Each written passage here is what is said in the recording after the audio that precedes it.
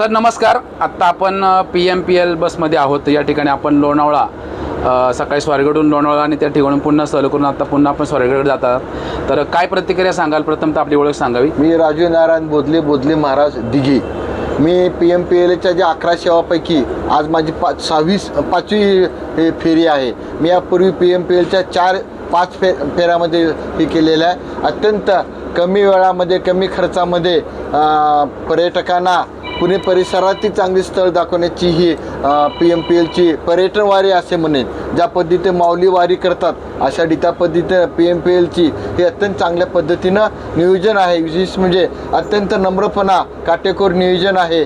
सर्वांना ticket booking केल्यानंतर त्यांना फोन करून सांगणं केव्हा तुम्ही कुणा ठिकाणी स्टॉपला या आल्यानंतर त्या स्टॉपला आल्यानंतर PMPLचे कर्मचारी वर्ग त्यांनी त्याला अत्यंत स्वागत करून त्या बसमध्ये बसवतात आणि ज्या ठिकाणी हे PMPLची पर्यटन सेवा जाणार आहे त्या ठिकाणचं महत्त्वसुद्धा समजून त्याला आपल्या माध्यमातून त्याला सांगतात.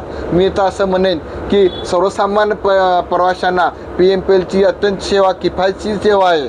अत्यंत ही जर आपण खाजगीरित्या अरेंज केली असती तर किमान एका माणसाला 4 ते 5 हजार रुपये खर्च आला असता. परंतु तेवढाच कमी म्हणजे 10% ह्याच्यामध्ये फक्त 500 रुपयेमध्ये साधारण सेवा घडलेली आहे. मी तर असं म्हणेन जरी PMPLनं काही नाही दाखवलं तरी 500 रुपये दिवसभर आम्हाला एसटीमध्ये फिरवलं तरी पैसे फिटले असं मला वाटतं.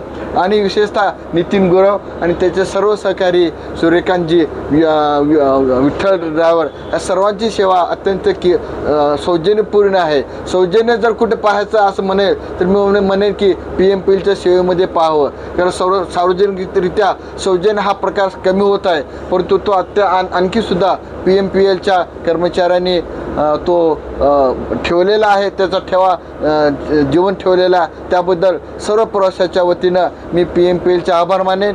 आणि 2023 पासून ही सेवा सुरू केलेली आहे. प्रत्येक वर्षी 2-3 वेळेस मी PMPLची सेवा करतो. आणि आजच्या महागाईच्या युगामध्ये विशेषतः एवढंच नाही सर तर ज्या ठिकाणी मी पर्यटनचे स्थळ पाहायला जातो त्या ठिकाणची जी रेट आहेत त्या रेटमध्ये सुद्धा आम्हाला कन्सेशन मिळतं सर. व्यस्त मिळून असेल इतर असेल सर्वांचं मी परत एबार काय देऊ याची वाहे उतराई ठेवितो हा पायी जीव थोडा. रामकृष्ण हरी. नक्की. धन्यवाद सर.